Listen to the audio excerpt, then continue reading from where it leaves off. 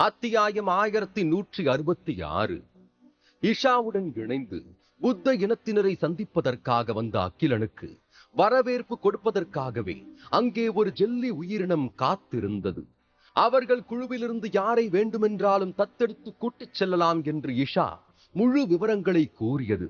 அகிலனும் அவர்களில் சிலரை பாப்பாவிற்காக அழைத்து செல்லலாம் என்று எண்ணிக்கொண்டு அதற்கான வழிமுறைகளை கேட்டுக்கொண்டார். அப்போதுதான் ஒரு வாடிக்கையாளருக்கு ஒரு ஜெல்லிதான் தத்தெடுத்துக் கொள்ள அனுமதி கிடைக்கும் என்று தெரிய வந்தது. அகிலனும் அதற்கு ஒப்புக்கொண்டதும் அதன் பிறகு இஷாவுடன் இணைந்தவர் அந்த துறைமுகத்தை விட்டு வெளியேறினார். அவர்கள் நடந்து வந்த பாதை அனைத்தும் புதுமையாக தோன்றினாலும் கிரகத்தின் மற்ற பகுதிகள் அனைத்தும் பழமையான வடிவில் இருந்தது. பெரிய பெரிய கட்டிடங்கள், புல் நிறைந்த பிரதேசங்கள் என்று அனைத்து பகுதிகளிலும் ஜெல்லியின் ஆக்கிரமிப்பை பார்க்க முடிந்தது. இங்கே புல்வெளி ஒன்றில் இஷா ஜெல்லி தூரத்தில் போய்க் கொண்டிருந்த அகிலனை காட்டி, குழந்தைகளே, அந்த வாடிக்கையாளர் உங்கள ஒருத்தரை தத்தெடுக்க விரும்புகிறாரு. அவரோட யார் போக போறீங்க என்று கேட்டது. அதை கேட்டதும் அனைத்து ஜெல்லிகளும் குதித்து குதித்து சென்று அகிலனை சூழ்ந்து நின்றபடி, நீங்க என்னதான் கூட்டிட்டு போகணும், என்ன தேர்ந்தெடுங்க, நான் ரொம்ப சமத்தா இருப்ப என்று வார்த்தைகள் மட்டுமே அங்கே ஒலித்துக் கொண்டிருந்தது. ஆனா இந்த விஷயத்துல நான் எப்படி முடிவெடுக்க முடியும் என்று கேட்ட அகிலனுக்கு உண்மையாகவே அதை அடுத்த கட்டத்திற்கு எப்படி எடுத்து செல்ல வேண்டும் என்று தெரியவில்லை. உன்னோட உயிரின தகுதிக்கும் இங்க இருக்கிற உயிரினங்களுக்கும் எந்த சம்பந்தமும் கிடையாது. நீ உனக்கு வேண்டியவங்களை தாராளமா எந்த பிரச்சனையும் இல்லாம தேர்ந்தெடுத்துக்கலாம்.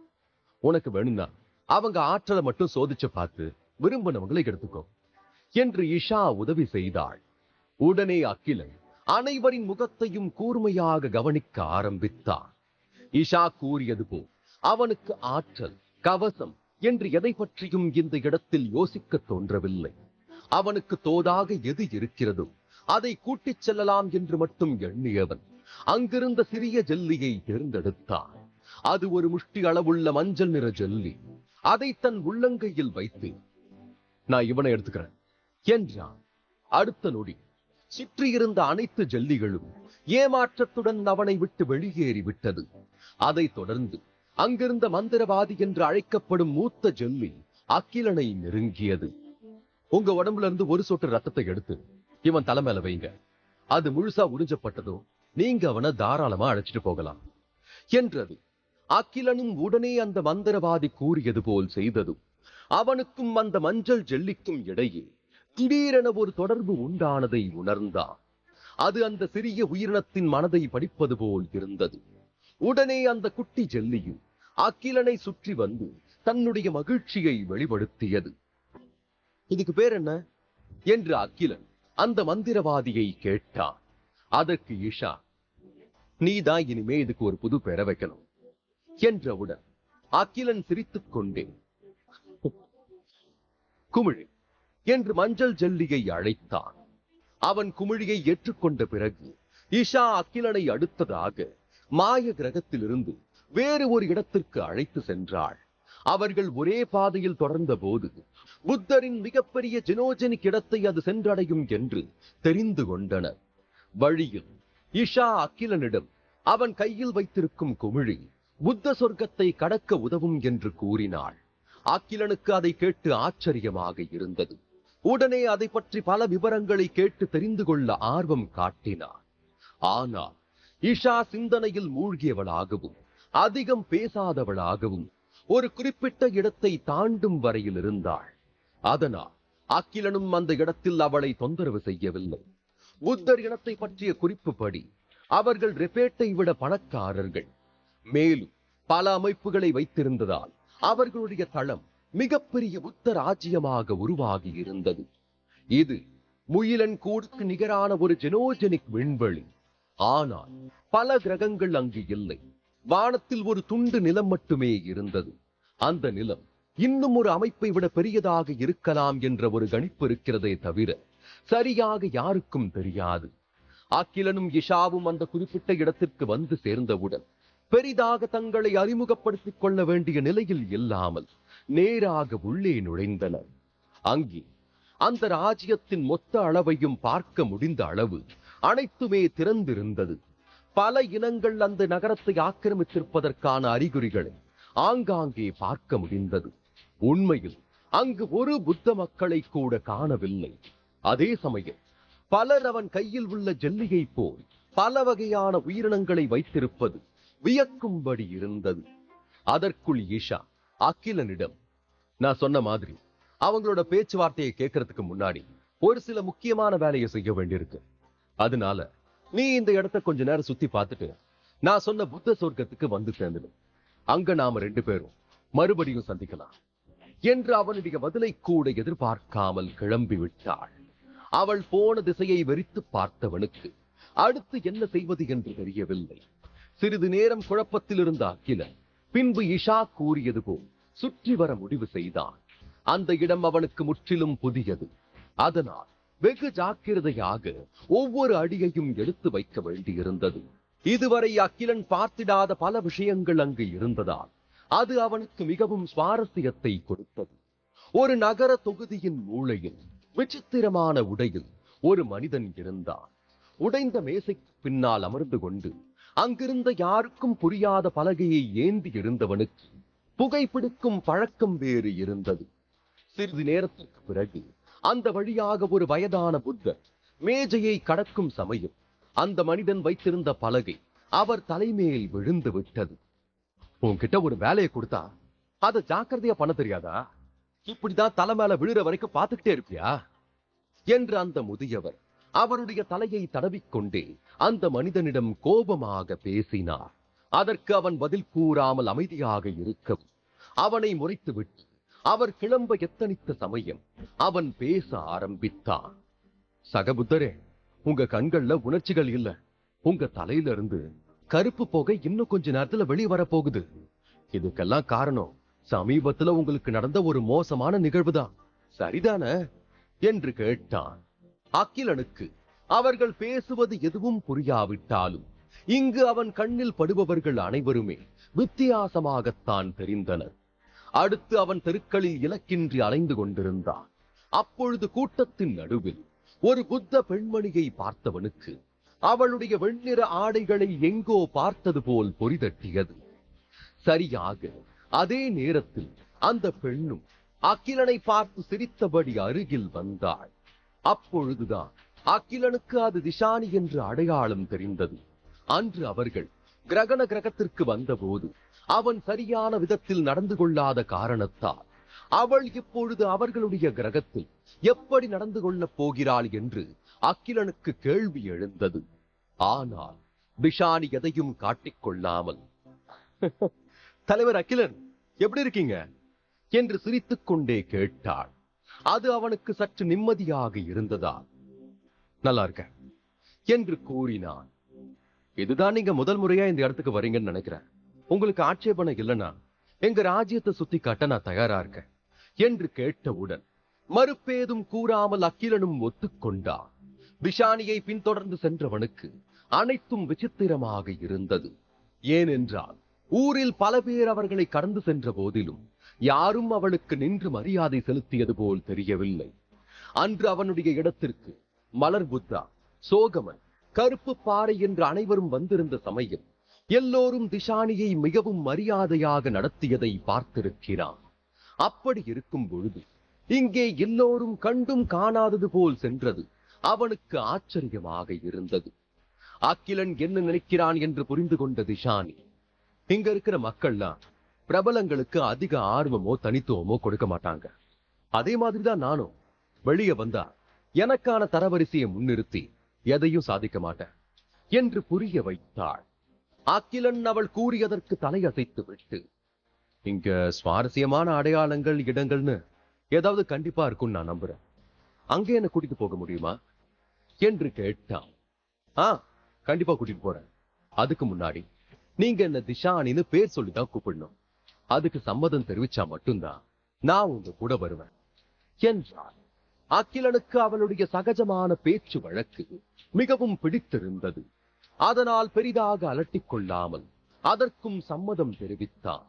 உடனே உற்சாகமாக கைத்தட்டி குதித்த திஷானி அங்கிருந்த பல இடங்களை பற்றி அவனுக்கு விவரிக்க ஆரம்பித்தாள். இங்க இருக்கிற நினைவு சின்னங்கள்லாம் உங்களுக்கு ஆர்வத்தை கொடுத்தாலும் இதை விட 400 மைல் தள்ளி இருக்கிற புத்த சுவர்கிட்ட நான் உங்களை அழைச்சிட்டு போறேன்.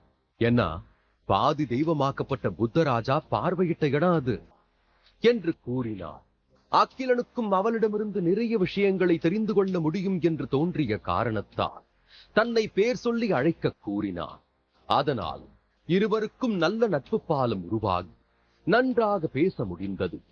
அதில் துவக்க விஷயமாக புத்த சுவர் பற்றி திஷானி கூற ஆரம்பித்தார். அதனுடைய உண்மையான பெயர் மகிழ்ச்சியான புத்தர் சுவர். அதை உருவாக்கிய மன்னரின் பெயரும் அதுவாகவே இருந்ததால் அப்படியே அந்த இடமும் அழைக்கப்பட்டது. அந்த சுவரின் குறுக்கே மகிழ்ச்சியான புத்தர் மன்னன் உருவத்தை பல நூற்றாண்டுகளுக்கு முன்னரே ஒரு மாணவன் வரைந்திருக்கிறான். அதற்கு காரணம் அந்த ராஜா மிகவும் பிரபலமான தெய்வீக நபர். அதேபோல் அவரது உருவத்தை வரைந்த மாணவரும் சாதாரண மனிதர் கிடையாது. அவரும் ஒரு பழம்பெரும் தோழர். உயர்ந்த இனங்களில் புத்தர் சமூகம் மட்டும்தான் பல வெளியாட்களை அனுமதித்து அப்பொழுதே புரட்சி செய்துள்ளது. அது சிலர் மன்னர்களாக கூட ஆட்சி செய்திருக்கின்றனர். அதுவும் புத்த ராஜாவை வரைந்த அந்த மாணவன் சில்லா என்ற பெயரை கொண்ட வெளிநாட்டு பிரபுதான். அவர்கள் இனம் புத்த ராஜ்யத்தை அடைந்தவுடன் அவர்களுக்கு இங்கிருந்த பல சம்பிரதாயங்கள் மிகவும் பிடித்து விட்டது. அதனால் மகிழ்ச்சியாகத்தான் அந்த ராஜாவின் படத்தை வரைந்து கொடுத்திருந்தார். இதுபோன்று பலவிதமான கதைகள் இருந்தன. சில்லா மகிழ்ச்சியான புத்த மன்னரை வரைந்ததோடு மட்டுமல்லாமல் அவரை சந்திக்கவும் 10 முறைக்கு மேல் முயற்சி செய்து 11வது முறைதான் அவனுக்கு பார்க்க அனுமதி கிடைத்தது. ராஜாவும் அவனை நன்றாக உபசரித்தார். அதற்கு காரணம் அவரை வரைவதற்கு அவன் எடுத்துக்கொண்ட காலம் 3 வருடங்கள் ஆகும். எந்த தவறும் இல்லாமல் நேர்த்தியாக அவனுடைய கலையை வெளிப்படுத்திய காரணத்திற்காக சிறிது காலத்திலேயே அவனை ராஜாவாக பதவியேற்க அனுமதி வழங்கப்பட்டது. அவனும் தனக்கு கொடுத்த வாய்ப்பை நன்றாக பயன்படுத்திக் கொண்டு வரலாற்றில் இடம்பெறுவது போல் ஆட்சி புரிந்தான். காலம் மாறி பல அரசர்கள் அங்கே அரியணை ஏறிய பொழுதும் இன்று வரை அவனுடைய வரைபடம் பேசப்படுகிறது. இவ்வளவு தகவலையும் திஷானி கூறி முடிக்கும் சமயம் அவர்கள் வானபாறை என்ற இடத்திற்கு வந்து சேர்ந்திருந்தார்கள். அந்த இடம் புனிதமான முக்கியத்துவத்தால் நன்கு பாதுகாக்கப்பட்டிருக்கிறது என்பதற்கு சான்றாக பல நுணுக்கமான விஷயங்களால் கட்டப்பட்டிருந்தது. அங்கே முக்கியமாக பேசப்படுவது அந்த மகிழ்ச்சியான புத்தர் சுவர்தான்.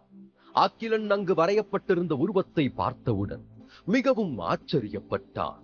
அதற்கு காரணம் திஷானி கூறியது போல் அல்லாமல் அங்கு 2 புத்தர்களின் படங்கள் இருந்தன. அதாவது தாமரை மலரின் மேல் அமர்ந்து சிரித்துக் கொண்டிருக்கும் ஒரு ஆண் புத்தரும் அவருக்கு அருகில் ஒரு புத்த பெண்மணியும் இருந்தனர். அவர் கழுத்து பகுதியை ஆசையாக வளைத்து பிடித்திருந்தால் அந்த பெண். அக்கிலன் தன்னுடைய சந்தேகத்தை கேட்டவுடன் திஷானி அதற்கு விளக்க ஆரம்பித்தாள். ரெப்பேட் இனத்தை சேர்ந்தவங்களுக்கு காதல் மேல நம்பிக்கை இருக்கான்னு எங்களுக்கு தெரியாது. ஆனா நாங்க அந்த உணர்ச்சியை ரொம்பவே மதிக்கிறோம். அதனாலதான் அவங்கள ஆசையா இப்படி வரையறதுக்கு அனுமதியும் கொடுத்திருக்காங்க. அவங்க 2 பேரும் எவ்வளவு மகிழ்ச்சியான வாழ்க்கையை வாழ்ந்தாங்க தெரியுமா என்று ரசனையாக மெய்சிலிருக்க கூறினாள். அக்கிலன் திஷானி கூறியதை ஏற்றுக்கொண்டாலும் மனதில் இவங்க 2 பேரையும் பார்த்தா மனம் ஒத்த ஜோடி மாதிரி தெரியவே இல்லையே. அவருக்கு தலை வழுக்கையா இருந்தா இந்த பொண்ணுக்கு அதே இடத்துல 2 கொம்பு முளைச்சிருக்கு. அது எப்படி இவங்க 2 பேரும் சந்தோஷமா வாழ்ந்திருக்க முடியும் என்று குதர்க்கமாக யோசித்தார். அக்கிலன் பேசாமல் அமைதியாக இருப்பதை பார்த்த திஷானி, எங்க உணர்வுகளை இப்படி வெளிப்படுத்தினத நீங்க எப்படி பாக்குறீங்கன்னு எனக்கு தெரியல. ஆனா இதுதான் எங்க புத்த இனம். உணர்வுகளுக்கு நிறைய மதிப்பு கொடுப்பாங்க என்றாள். அதற்கு அக்கிலன், ஆனா என்னால இங்க ஒத்து போக முடியுமா இல்லையான்னு தெரியல. ஏன்னா நான் வளர்ந்த சூழ்நிலை எல்லாமே வேற மாதிரி என்றான். ஏன் ஒத்து போக முடியாதுன்னு நினைக்கிறீங்க? நான் சொன்ன சில்லா இந்த படத்தை வரையும் போது எப்படி நினைச்சிருப்பாருன்னு எனக்கு தெரியாது. ஆனா அவரால் தான் இன்னைக்கு இது ஒரு பொக்கிஷமாக்கப்பட்ட இடமா மாறி இருக்கு. அதனால நாம எந்த ஒரு காரியத்தையும் மனப்பூர்வமா பண்ணாலே போதும், அதுக்கான வெகுமதி கண்டிப்பா கிடைக்கும் என்று கூறினாள். ஆனால் அக்கிலன் அவனால் இந்த இடத்தில் மட்டுமல்ல புத்த இனத்தினரோடும் சேர முடியாது என்று கூறிவிட்டு கிளம்பினான்.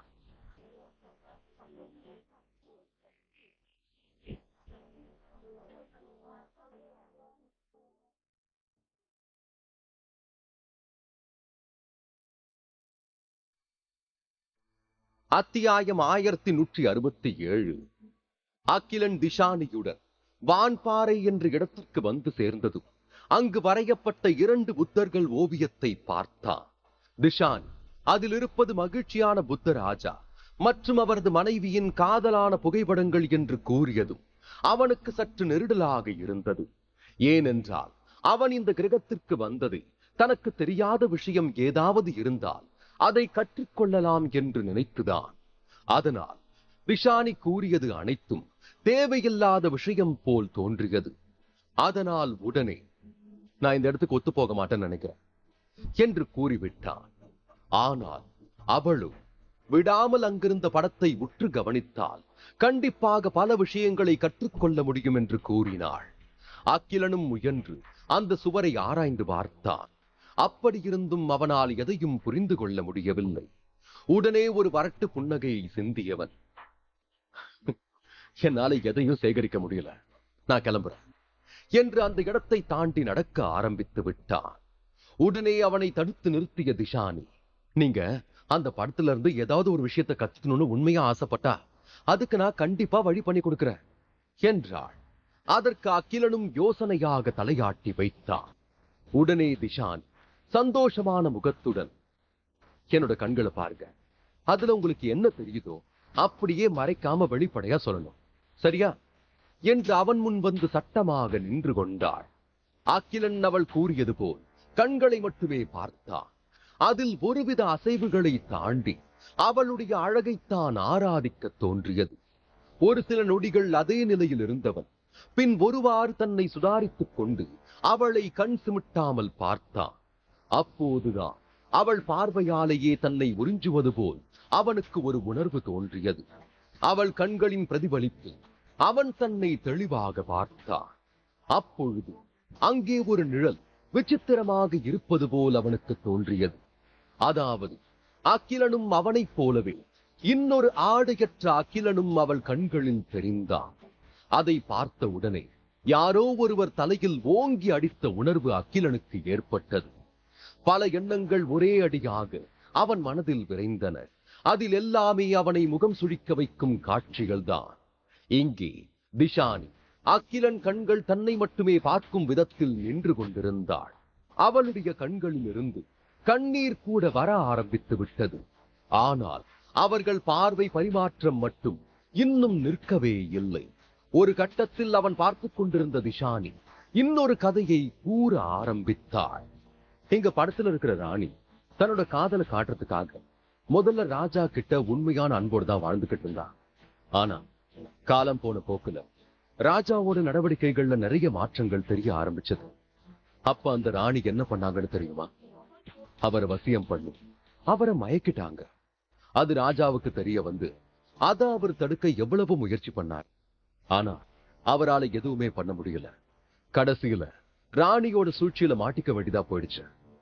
அப்பேற்பட்ட ராஜாக்கே அந்த கதினா, நீ எல்லாம் ஏமாத்திரம் என்று அகிலனை பார்த்து ஏளனமாக சிரித்தாள். ஆம், அவள் இவ்வளவு நேரம் அவனிடம் கூறிய கதையிலிருந்து ஆரம்பித்து இந்த இடத்திற்கு அவனை அழைத்து வந்தது வரை எல்லாமே ஏற்கனவே திட்டமிட்ட சதிதான். அதாவது புத்தர் மற்றும் ரெபேட் இடையே கலாச்சார பரிமாற்றத்தின் போது மகிதாராவால் திஷானி தாக்கப்பட்டாள். அது அவளுக்கு பெரிய அவமானகரமான நிகழ்ச்சி ஆகிவிட்டது. அதன் பிறகுதான் மகிதாரா அகிலனின் ஆள் என்று தெரிந்து கொண்டு அவர்களை மொத்தமாக பழிவாங்க முடிவு செய்தார். அதுவும் இஷாவுடன் இணைந்து அகிலன் புத்த ராஜ்யத்திற்கு வருவதை கேள்விப்பட்ட நொடியிலிருந்து அவர்களை தான் விடாமல் பின்தொடர்ந்து இருந்திருக்கிறார். ஒருவேளை இஷா அகிலனை விட்டு பிரிந்து செல்லாமல் கூடவே இருந்திருந்தாலும் அவளுக்கு எப்படி அவர்களை பிரிக்க வேண்டும் என்று தெரியும். அந்த அளவிற்கு மோசமான பழிவாங்கும் திட்டத்தை ஏற்கனவே திஷானி போட்டிருந்தாள். அதனால்தான் அகிலனை இந்த புத்தர் சுவர் இடத்திற்கு அழைத்து வந்திருக்கிறாள். இதற்கு முன்னால் அவனுக்கு குடும்பம், குழந்தை என்று எது இருந்தாலும் அவளுக்கு அதை பற்றி கவலை கிடையாது. மொத்தமாக அவனை சீர்குலைக்க வேண்டும். அதற்கு திஷானி எடுத்துக்கொண்ட ஆயுதம் காதல். அதுவும் அவளுக்கு வசியம் செய்யும் வித்தை நன்றாகவே தெரிந்திருந்த காரணத்தினால் அவனை கண்களால் கைது செய்து மனம் கலங்கியுள்ள நிலையில் மொத்தமாக தன்வசம் ஆக்கிக் கொள்ள முடிவெடுத்திருக்கிறாள். அப்படி செய்தால் அவள் என்ன நினைக்கிறாளோ அதை அகிலன் செய்வான். அவள் எதை செய்யச் சொல்கிறாளோ அவன் யோசிக்காமல் அதை செய்து முடிப்பான். இந்த நொடிவர் அகிலன் திஷானி கண்களை தாண்டி வேறு எந்த இடத்திலும் பார்க்கவில்லை. அது அவளுக்கு மிகவும் சந்தோஷமாக இருந்தது. அகிலன், இந்த தண்டனை உனக்கு போதாது. இன்னும் ஆழமா நீ என் கண்ணை பார்க்கணும். அப்புறம் எல்லா வேலையும் முடிஞ்சதுக்கு பின்னால சுயநினைவுக்கு நீ வந்ததுக்கு அப்புறம் என்ன நடந்துச்சுன்னு தெரியாம குழம்பி போகணும். அந்த சூழ்நிலைக்கு உன்னை தள்ளாம நான் ஓய மாட்டேன். அது வரைக்கும் என்கிட்ட இருந்து உன்னை யாரும் பிரிக்க முடியாது என்று சபதம் எடுத்துக் கொண்டாள். இங்கு அகிலன் கொஞ்சம் கொஞ்சமாக எதிர்பார்த்தது போல் உத்தராக மாற ஆரம்பித்தான். ஆனால் அவள் எதிர்பார்த்ததை விட அவன் முகம் மிகவும் கவர்ச்சியாக இருந்தது. முதலில் திஷானிக்கு சந்தேகமாகத்தான் இருந்தது. பின்னர் அவனுடைய திறமைகளையும் அவன் கண்கள் மூலமாக பார்க்க ஆரம்பித்தாள். அதில் அவளுக்கு அகிலன் மேல் பொறாமை எழுந்தது. பின் அவனை பற்றிய ஒவ்வொரு விஷயமாக கண்கள் மூலம் பார்த்தவளுக்கு அனைத்துமே அதிர்ச்சிதான். அதற்கு காரணம் முதலில் ஒரு பீனிக்ஸ் பறவையை நினைவுபடுத்திய நிகழ்ச்சி தென்பட்டது. இப்பொழுது திஷானி கண்கள் வெறிக்க ஆரம்பித்தது. அவளால் அந்த தாக்கத்தை எடுத்துக்கொள்ள முடியவில்லை. அகிலனிடமிருந்து விலகிவிடலாம் என்று பார்த்தாலும் அதுவும் கடினமாக இருந்தது. மெல்ல சிவந்த திஷானியின் கண்கள் மெதுவாக நடுங்க ஆரம்பித்தது. அவள் இப்பொழுது அவனை வசியமாக்கும் வேலையில் இருந்து சற்று விலகிக் கொண்டு வேறு விதமாக அகிலனை நெருங்கி வந்தாள். அவளுக்கு மிக நெருக்கமான ஒருவரை அந்த கண்களில் தேடி கண்டுபிடிப்பது போல் அவ்வளவு பரபரப்பாக இருந்தது. அவளுடைய இதயம் ஒரு பக்கம் வேகமாக துடிக்க ஆரம்பிக்கவும் திஷானியின் உதடுகள் தானாக அகிலனின் அருகில் சென்றன. திடீரென்று பலமான காற்று வீசியது. திஷானி தன்னை நிலைப்படுத்திக் கொண்டு அகிலனை பார்த்தாள். அவனும் ஆரம்பத்தில் எப்படி அவள் முன் இருந்தானோ அதே நிலையில் தான் இப்பொழுதும் இருக்கிறான். ஆனால் அவளுக்குத்தான் பல மாற்றங்கள் ஏற்பட்டுக் கொண்டிருந்தது. அதாவது வேகமாக துடித்த இதயம் இன்னும் அதிவேகத்தில் குதிரை போல் ஓட ஆரம்பித்திருந்தது. மூச்சு விடுவதற்கு கூட சிரமமாக இருந்த நிலையில் அகிலன் சுவாசம் அவளுக்கு தேவைப்பட்டது. எங்கோ ஒரு மூலையில் அவள் மனதில் ஒட்டிக் கொண்டிருந்த ஒருவன் இப்பொழுது கண்முன் நிற்பது போல் அந்த கனவுகளின் ராஜனாக அகிலன் திஷானி கண்களுக்கு தெரிந்தான். அவளுடைய மொத்த உயிர் சக்தியுமே குழம்பியது. இப்பொழுது கோரமான கண்கள் அப்படியே மென்மையை தத்தெடுத்துக் கொள்ள அகிலனை தன்மேல் இழுத்து போட்டுக் கொள்ள வேண்டும் என்று அவளுடைய மனதும் மூளையும் தறிக்கட்டு ஓட ஆரம்பித்தது. அவளுடைய மனதும் உடம்பும் அடங்க வேண்டும் என்றால் இப்பொழுது அகிலன் தேவைப்படுகிறான் என்று உடம்பில் ஓடிக்கொண்டிருந்த அனைத்து செல்களும் ஒட்டுமொத்தமாக எடுத்து கூறியதும் அடுத்த நொடி யோசிக்காமல் அவன் கழுத்தை சுற்றி மாலையாக கைகளை பிணைத்துக் கொண்டாள். ஒரு அங்குல இடைவெளியில் இருவரின் உதடுகள் இருந்த நிலையில் திடீரென்று ஒரு விரல் திஷானி உதடுகள் மேல் பட்டது. மயக்கத்திலிருந்து அவசரமாக எழுந்து கொள்வது போல் கண்கள் படபடக்க எதிரே இருந்த அகிலனை பார்த்த திஷானிக்கு வார்த்தை வர மறுத்தது. நீ எவ்வளவு முயற்சி பண்ணாலும் நான் உனக்கு அடிமையாக மாட்டேன். நீ தான் என்னோட அடிமையாகணும், புரியுதா என்று அகிலனின் வார்த்தையில் மொத்தமாக திஷானி மயக்கத்திலிருந்து வெளியே வந்து விட்டாள். சிறிது நேரத்திற்கு முன்பு சிவப்பேறிய கண்ணங்கள் இப்பொழுது எரிச்சலாக இருப்பது போல் உணர்ந்தாள். அவனிடமிருந்து வேகமாக பின்னோக்கி நின்ற திஷானிக்கு இதயம் தாறுமாறாக வெடிக்க ஆரம்பித்தது. இப்போது அகிலனை பார்க்க கூட அவளால் முடியவில்லை. அந்த இடத்திலேயே குழி தோண்டி தன்னை மறைத்துக் கொண்டால் என்னவென்றுதான் தோன்றியது. அப்பொழுதும் அகிலனிடம் எந்த சலனமும் இல்லை. ஆரம்பத்தில் திஷானி எப்படி பார்க்க கூறியிருந்தாலும் அதே நிலையில் தான் நின்று கொண்டிருந்தான். அவளுக்குத்தான் ஒவ்வொரு நொடியும் நெருப்பில் நிற்பது போல் இருந்தது. என்ன மன்னிச்சிருங்க, நான் உண்மையா தெரிஞ்சு எதையும் பண்ணல. இப்பவே இங்க இருந்து போக வேண்டிய கட்டாயத்துல இருக்க. நாம வேணும்னா இன்னொரு சந்தர்ப்பத்தில் சந்திக்கலாம் என்று ஓடியே போய்விட்டாள். அகிலன் அவள் சென்றதும் ஒரு பெருமூச்சு விட்டபடி அப்படியே அந்த இடத்தில் அமர்ந்து விட்டான். அவனுடைய சித்தம் தெய்வீகமான ஒரு உயிரினத்தை போல இருந்தது. விஷானி போன்ற கை தேர்ந்த வசியக்காரர்கள் கூட அவனை கையாள முடியாத அளவுக்கு வலுவாக இருந்தார். சிறிது நேரத்திற்கு கண்களை மூடி அமர்ந்திருந்தவர் பின் தன் எதிரே இருந்து சுவரை பார்க்க ஆரம்பித்தார். அப்படி திஷானி கூறிய அளவிற்கு அதிலிருந்து என்னதான் கற்றுக்கொள்ள முடியும் என்று அவனுக்கு தெரிந்தே ஆக வேண்டியிருந்தது. அதனால் உடனே தன் டோங்ஸ்வான் ஆறாவால் சுவரை ஸ்கேன் செய்ய ஆரம்பித்தான். உண்மையாகவே அதிலிருந்து மதிப்புக்குரிய எந்த விஷயமும் இருப்பது போல் அகிலனுக்கு தெரியவில்லை. அதனால் சிறிது நேரத்தில் அங்கிருந்து புறப்பட தயாராக இருந்தார். அப்பொழுது சிலர் அங்கே வரும் அரவம் கேட்டது. கொம்பு வைத்த மனிதர்களை பார்த்ததும் பேய் கல்லறையில் சந்தித்த மனிதர்கள் என்று தெரிந்து கொண்டார். அவர்களுக்கும் அகிலனை அடையாளம் தெரிந்திருந்தது. அந்த கும்பலின் தலைவர், நீ இஷாவோட மாணவன் தானே? உன்னை பத்தி நாங்க நிறைய கேள்விப்பட்டிருக்கோம். புத்தர் சொர்க்கத்துக்கு தான் இப்ப எங்களுடைய பயணமும் போய்கிட்டு இருக்கு. நீ விருப்பப்பட்டா நாம எல்லாரும் ஒன்னா போகலாம் என்றான். அதற்கு அகிலன், நீங்க என்ன கேட்டதுக்கு ரொம்ப நன்றி. ஆனா அங்க போறதுக்கு முன்னாடி நான் வேற ஒரு முக்கியமான வேலையை பார்க்க வேண்டியிருக்கு. அதனால என்ன மன்னிச்சிடுங்க என்று கிளம்பி விட்டான். உடனே அங்கிருந்தவர்கள் கோபப்பட்டு அகிலனை தாக்க நினைத்தார்கள். ஆனால் அந்த தலைவர் அவர்களை நிறுத்திவிட்டு, உங்க யாருக்கும் அவனோட திறமையை பத்தி எதுவும் தெரியாது. கத்திராணி ஒருத்தர மாணவனா ஏத்துக்கிட்டு இருக்கானா அதுல நிறைய விஷயம் அடங்கி இருக்கு. அவன் பக்கம் நாம போகாம இருக்கிறதா நம்ம எல்லாருக்கும் நல்ல விஷயமா இருக்கும் என்று வெளியே அவர்களை சமாதானப்படுத்தினாலும் உள்ளுக்குள் அகிலனை எதிர்க்க வேண்டும் என்று முடிவெடுத்திருந்தார். இங்கே மேற்கு திசை நோக்கி நடந்து வந்து கொண்டிருந்த அகிலனுக்கு பல நல்ல விஷயங்கள் வழியில் தென்பட்டது. ஆனால் அவன் எதையும் ரசிக்கும் நிலையில் இல்லை. எரியும் விளக்கு ஆல்பாவுரை நிகழ்த்த இருந்த நகரத்திற்கு அவன் வேகமாக திரும்ப விரும்பினான். அதற்கும் மேல் அவன் வந்த காரியத்தை சீக்கிரமாக முடித்துக் கொண்டு நிராலியுடன் இருப்பதைத்தான் வெகுவாக அவன் மனதும் விரும்பியது. இன்றோடு அகிலன் புத்த நகருக்கு வந்து 2 நாட்கள் ஆகியிருந்தது. பலதரப்பட்ட விஷயங்களை மனதில் வாங்கிக் கொண்டவன் ஒரு அரங்கத்தின் உள்ளே நுழைந்த சமயம் பரிச்சயமான தெரிந்த முகம் ஒன்று விழுந்தது. அந்த உருவத்தை தொடர்ந்து வேகமாக வந்தவன் அது தன் கண்களை விட்டு மறைந்தது. அதிர்ச்சி அடைந்தான்.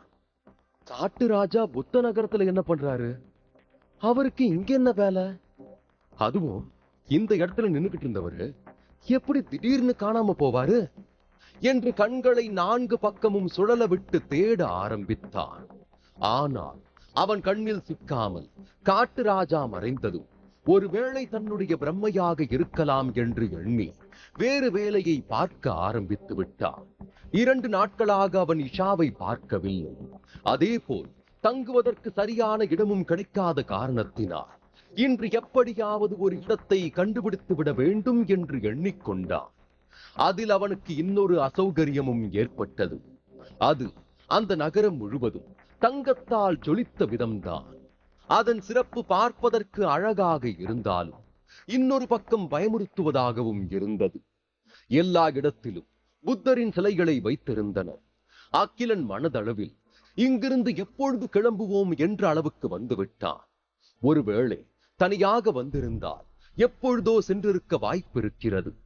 ஆனால் இப்பொழுது இஷாவிடம் கூறாமல் புறப்படுவது சரியாக இருக்காது என்ற காரணத்தினால் மேலும் 2 நாட்கள் விதியே என்று கடத்தினார்.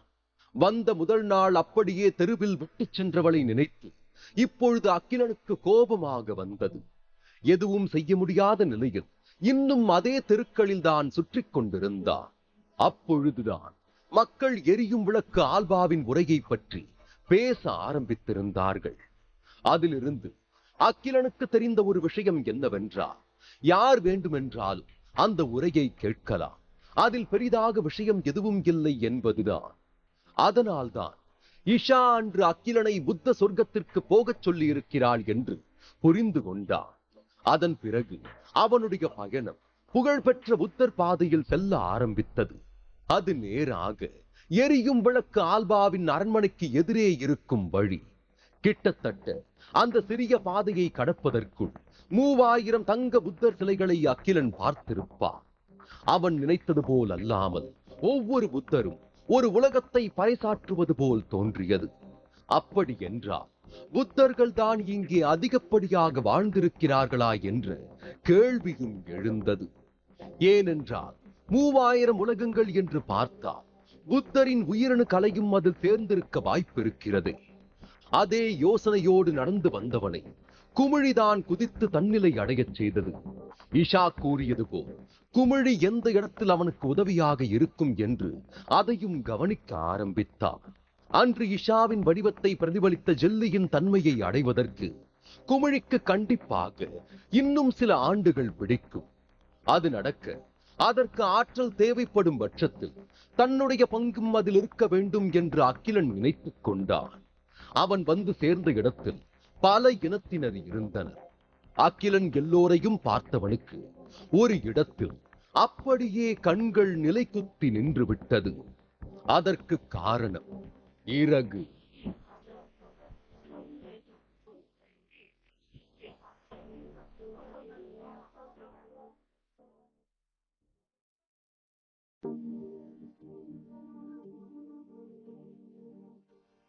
அத்தியாயம் 1168.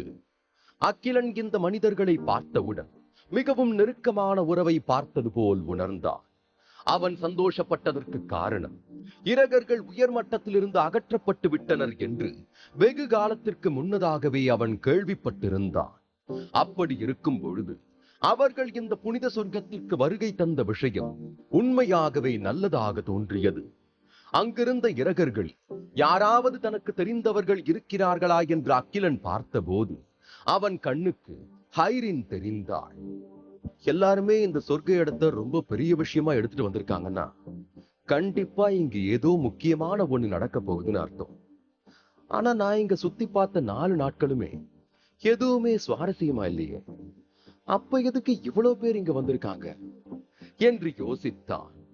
அதிர்ஷ்டவசமாக அகிலன் தனது டோங்ஸ்வான் கவசத்தை அணிந்திருந்த காரணத்தினால் அவன் ஹைரின் பக்கத்தில் நெருங்கிய போதும் அவளால் அவனை அடையாளம் கண்டுகொள்ள முடியவில்லை.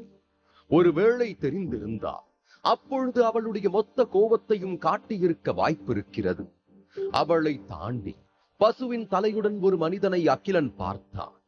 அவர்கள் காவோ இனத்தை சேர்ந்தவராக இருப்பார்களோ என்று எண்ணி நெருங்கியவனுக்கு பின்னர்தான் அது ரெபேட் குழுவை சேர்ந்த இன்னொரு குழு என்று தெரிய வந்தது. மேலும் 3 அங்கே இருந்தனர். அவர்களில் ஒருவருடைய தலை தும்பி போல் வளர்ந்திருந்தது. இன்னொருவர் 3 முகங்களும் 6 கரங்களும் கொண்ட மனிதர். மற்றவர் கானா இனத்தை சேர்ந்தவர் என்பதை உணர்த்தும் வகையில் உடலின் கீழ்ப்பகுதி பாம்பு வடிவில் இருந்தது. இந்த கூட்டத்தில் திஷானி கூட ஒரு ஓரமாக நின்று கொண்டிருந்தாள். மொத்தத்தில் அவன் கண் எதிரே அனைவரும் வலிமையானவர்கள் மற்றும் வித்தியாசமானவர்கள் என்று தெரிந்து கொண்டான். இங்கு மறுபக்கத்தில் இந்த முறை புத்த சொர்க்கத்துக்கு எவ்வளவு பேர் வருகை தந்திருக்காங்களே, இதுல எவ்வளவு பேரால அடுத்த பக்கத்தை அடைய முடியும் நீ நினைக்கிற என்று காணா மனிதன் ஒருவன் திஷானியிடம் பேசிக் கொண்டிருந்தான். இங்க பல மேதைகள் வந்திருக்காங்க. எனக்கு தெரிஞ்சு எல்லாரும் அடுத்த கட்டத்துக்கு போக முடியும் தான் நினைக்கிறேன். அதான் உன்கிட்டயும் தனித்துவமான திறமைகள் நிறையவே இருக்கு. அப்புறம் ஏன் மத்தவங்களை பத்தி கவலைப்படுற? உன் பாதையை யோசிச்சு அதை சரியா கடக்கணும்னு அந்த வேலையை மட்டும் பாரு என்றாள். அதற்கு அந்த மாட்டுக்கொம்பு காணா மனிதன், இப்படிதான் ஒவ்வொரு தடவையும் இந்த சொர்க்கம் திறக்கும் போது எல்லாரும் சுலபமா இருக்குன்னு சொல்றாங்க. ஆனா கடைசியா 10க்கும் குறைவான ஆளுங்க தானே அந்த பக்கம் கடந்து போக முடியுது. ஒருவேளை இதுக்கு நீ ஏதாவது வரம்புகள் போட்டிருப்பாங்களோ? அத நாமளும் தெரிஞ்சுக்கிட்டு வந்தா சரியா இருந்திருக்கும்னு நினைக்கிறேன் என்றான். அதற்கு திஷானி, அமிதாபா என்று அவர்களுடைய புத்த வாக்கியத்தை கூறிவிட்டு அந்த மனிதனை முறைத்து பார்த்தாள். நீ எதுக்கு இவ்வளவு அதிகமா யோசிக்கிறேன்னு எனக்கு நிஜமாவே தெரியல. கண்டிப்பா வரம்புகள்னு இங்கு எதுவும் தனியா விதிகள் நிர்ணயிக்கப்படல. அதனால தாராளமா சொர்க்கத்தின் வழியா நடந்து போயிட்டு வா என்று கூறினாள். இப்படியாக பலர் ஆங்காங்கே சொர்க்கத்தின் வழிபற்றிய விஷயங்களை பேசிக் கொண்டிருந்தனர். அதே சமயம் ஹைரின் மற்றும் அவளுடன் வந்த ஆட்கள் எதுவும் பேசாமல் அனைத்தையும் அமைதியாக கிரகித்துக் கொண்டிருந்தார்கள். அந்த கூட்டத்தில் புத்த இனத்தினர் தான் அதிகமாக இருந்தனர். அதாவது கிட்டத்தட்ட 3000 பேர். அவர்களை வழிநடத்தும் வேலை திஷானிக்கு கொடுக்கப்பட்டிருந்தது. அவர்கள் அனைவரும் அகிலன் அருகில் வந்ததும் அவன் உடனே விலகி நின்று கொண்டான். திஷானி முதுகு பக்கத்தை மட்டுமே பார்த்துவிட்டு அது அகிலன் தான் என்று தெரிந்து கொண்டாள். உடனே வேறு பக்கம் திரும்பி அவனை கவனிக்காதது போல் பாசாங்கு செய்து கடந்து சென்று விட்டாள். அவர்கள் தலை மறைந்த பின்புதான் அகிலனுக்கு நிம்மதியாக இருந்தது. சிறிது நேரம் ஓய்வெடுக்கலாம் என்று திரும்பிய சமயம் அவனை நோக்கி ஹைரின் வந்து கொண்டிருந்தாள். அகிலனுக்கு அதை பார்த்து அதிர்ச்சி ஆகிவிட்டது. அவனை கண்டுகொண்டு விட்டாளோ என்ற பதட்டம் அடைந்தான். அதாவது அகிலனுக்கு ஹைரினை சமாளிப்பது ஒன்றும் பெரிய விஷயம் கிடையாது. ஆனால் அவளால் தான் டாலர் என்ற அடையாளம் வெளிப்பட்டால் இஷாவுக்கு பெரிய பிரச்சனை ஏற்பட்டு விடுமே என்று அந்த கோணத்தில் சிறிது பயப்பட வேண்டியிருந்தது. ஹைரின் அவளை நெருங்க நெருங்க அவன் அவளை கண்டுகொள்ளாமல் பின்னால் இருந்த புத்தர் சிலையை பார்ப்பது போல் பாவனை செய்ய ஆரம்பித்தாள். ஒருவேளை அவனை விடாமல் ஏதாவது பிரச்சனை செய்தால் அவனும் அதற்கு மேல் கத்தி ஆர்ப்பாட்டம் செய்து அனைவரின் பார்வையையும் மாற்றிவிட வேண்டும் என்று எண்ணிக்கொண்டான். அதற்கு அகிலன் தோல் மேல் கை வைத்த ஹைரின் அவன் காதுக்கு மட்டுமே கேட்கும்படி பேச ஆரம்பித்தாள். ஹேய், என்ன உனக்கும் திஷானிக்கும் புது உறவு ஏற்பட்டிருக்கா? நீ அவளை காதலிக்கிறியா என்று கேட்டு அகிலனை வெகுவாக அதிர வைத்தாள். அகிலன் இதை கேட்டு அதிர்ச்சி அடைந்தாலும் அதை ஹைரினுக்கு காட்டாமல் வெகுவாக தன்னை சமாளித்தபடி நின்று விட்டான். ஆனால் அவள் அகிலனின் நொடிபொழுது அதிர்ச்சியை மனதில் வாங்கிக் கொண்டபடியே அவனிடம் மறுபடியும் பேச ஆரம்பித்தாள். சரி சரி, இதுக்கு மேல நாம இங்க எதுவும் பேசக்கூடாது. யாரு காதலியாவது ஏதாவது விழுந்தா அது வேற பிரச்சனை ஆயிடும். வா, வேற இடத்துக்கு போகலாம் என்று அவனை கூப்பிட்டாள். அதற்கு அகிலன், எங்க பாரு, நீ வேற யாரும் நினைச்சு என்கிட்ட பேசிக்கிட்டு இருக்கன்னு நினைக்கிறேன். நான் ஒன்னும் அந்த மாதிரி ஆள் கிடையாது. அதுக்கும் மேல நீ யார பத்தி பேசுறன்னு கூட எனக்கு ஒண்ணும் புரியல என்றான். அதற்கு ஹைரின், ஐயா, நீ திருடன்னா நான் உனக்கு மேல பெரிய திருடி. உன்னோட பார்வை திஷானி மேல எப்படி இருந்துச்சுன்னு நான் தான் கவனிச்சுக்கிட்டே இருந்தேனே. நீயா உண்மையை ஒத்துக்கிட்டா நல்லது. இல்லனா இப்பவே இந்த விஷயத்த புத்த மன்னர்கிட்ட சொல்லிடுவேன். அப்புறம் உன்னோட நிலைமை ரொம்ப மோசமாயிடும் என்று சிறிது புன்னகையுடன் உதடுகளை ஏளனமாக வளைத்தாள். அகிலனுக்கு அந்த வார்த்தை சற்று பதட்டத்தை கொடுத்தது. இருந்தாலும் அவளிடம் மறுபடியும் பேசலாம் என்று அவன் வாயை திறக்கும் முன்பு ஹைரின் முந்திக் கொண்டாள். இங்க பாரு, நான் ஒன்னும் உன்கிட்ட விரோதம் பாராட்டுறதுக்காக இப்படி பேசிக்கிட்டு இருக்கல. உண்மையா உன் கூட ஒரு வர்த்தகம் வச்சுக்கணும்னு தான் ஆசைப்படுறேன். கொஞ்சம் என் கூட வா என்று அவன் பதிலை எதிர்பார்க்காமல் அங்கிருந்து வெளியே அழைத்துக் கொண்டு வந்து விட்டாள். அவர்கள் வந்து நின்ற இடம் ஒரு ஆற்றின் கரை. அகிலனும் இதற்கு மேல ஹைரினிடம் வாக்குவாதம் செய்ய விரும்பவில்லை. அப்படி அவள் என்னதான் பேசப் போகிறாள் என்பதை கேட்பதற்காக அமைதியாக நின்று விட்டான்.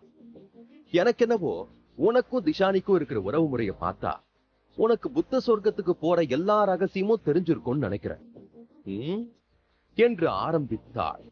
என்னது ரகசியமா? எனக்கு அதை பத்தி எதுவும் தெரியாது என்று அகிலன் உடனே மறுத்து விட்டான். சும்மா ஒரே பதில சொல்லி சொல்லி என்ன வெறுப்பேத்தாத. இந்த சொர்க்கவாசல இதுவரைக்கும் பல தடவை திறந்து வச்சிருக்காங்க.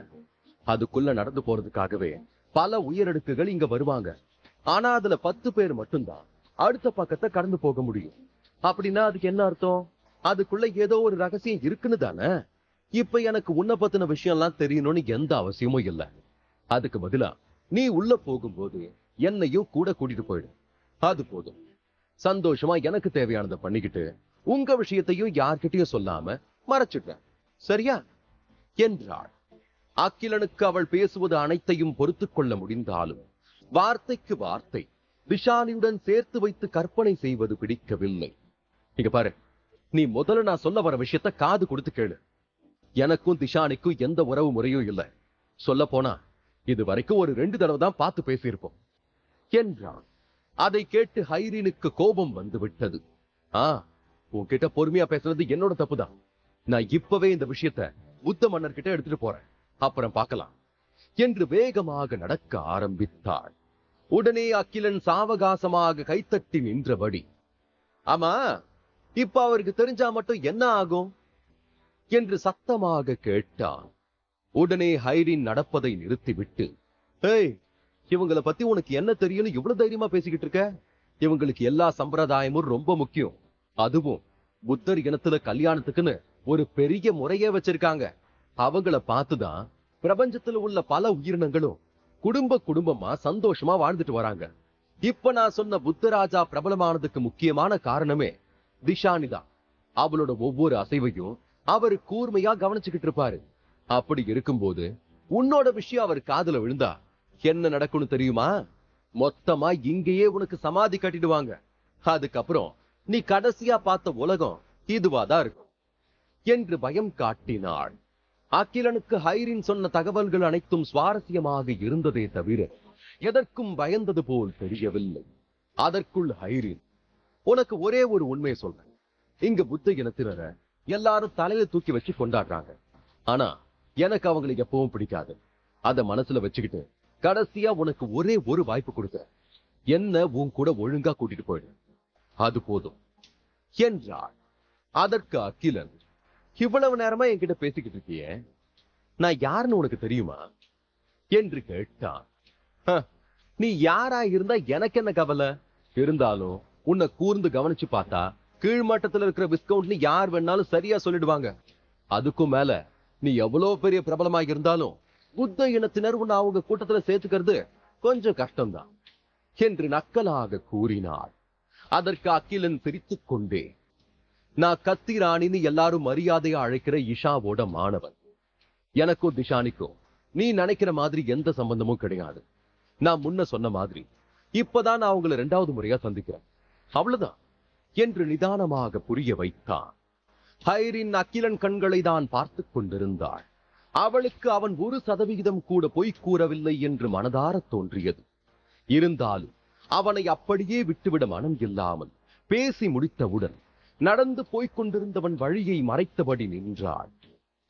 சரி, உனக்கும் அவளுக்கும் எந்த சம்பந்தமும் இல்லைன்னு நான் நம்புறேன். இப்ப நம்ம 2 பேருக்குள்ள ஒரு விஷயம் பேசிக்கலாம். அதாவது, நீ எனக்கு ஒத்துழைப்பு கொடுத்தா சுலபமா 2 பேரும் புத்தர் சொர்க்கத்தோட அடுத்த பக்கத்தை கடக்க முடியும். என்ன சொல்ற என்று கேட்டாள். அதற்கு அகிலன் பதில் கூறாமல் அமைதியாக நிற்கவும், என்னடா இவ சின்ன பொண்ணா இருக்காளே, இவளுக்கு என்ன தெரியும், விளையாட்டுத்தனமா இருந்துட்டா என்ன பண்றதுன்னு யோசிக்கிறியா? கவலையே படாத, நான் கடற்கொள்ளையர் இனத்தை சேர்ந்தவன். என் பேரு ஹைரின். என்கிட்ட இல்லாத திறமையே கிடையாது என்று தன்னைத்தானே பாராட்டிக் கொண்டாள். அதற்கு அகிலன் சிரித்துக் கொண்டே,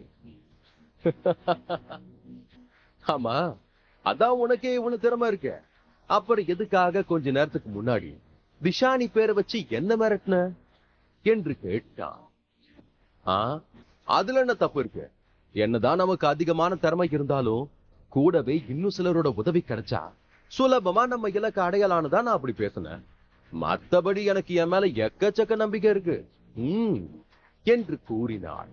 அகிலன் அதற்கு 2 பக்கம் தலைகாட்டி விட்டு நேராக நடக்க ஆரம்பித்து விட்டான். உடனே ஹைரின், இங்க பாரு, தயவு செஞ்சு எனக்கு ஒத்துழைப்பு கொடுக்கறேன்னு சொல்லு. ஒருவேளை நான் சொன்ன மாதிரி உன்கிட்ட ஏதாவது நிபந்தனை இருந்தாலும் பரவாயில்ல, இப்ப நான் அது எல்லாத்துக்கும் ஒத்துக்கிறேன் என்று இறங்கி வந்து பேசினாள். நான் சொல்ற விஷயத்த மனசுல நல்லா ஆழமா பதிஞ்சு வச்சுக்கோ. எனக்கு இந்த சொர்க்கத்துல எந்த எதிர்பார்ப்பும் கிடையாது. அதனால நீ என்ன பின்தொடர்ந்து வந்தாலும் எந்த உபயோகமும் இல்லை. நான் என்னதான் உனக்கு ஒத்துழைப்பு கொடுத்தாலும் பிரயோஜனமே இல்லை. அதனால என்கிட்ட பேசி உன் நேரத்தை கழிக்கிறத விட வேற ஏதாவது வழி இருக்கான்னு போய் பாரு, போ என்று கூறிவிட்டான். அகிலனுக்கு ஹைரினை பற்றி நன்றாகவே தெரியும். அவள் இப்பொழுது ஒரு பேச்சுக்கு விஷானி பற்றி எதுவும் பேசாமல் அமைதி காக்கிறாள். அதுவே வேறு ஏதாவது விஷயம் நடந்தால் உடனே தனக்கு சாதகமாக எல்லாவற்றையும் மாற்றிக்கொள்ளும் குணமுடையவள்.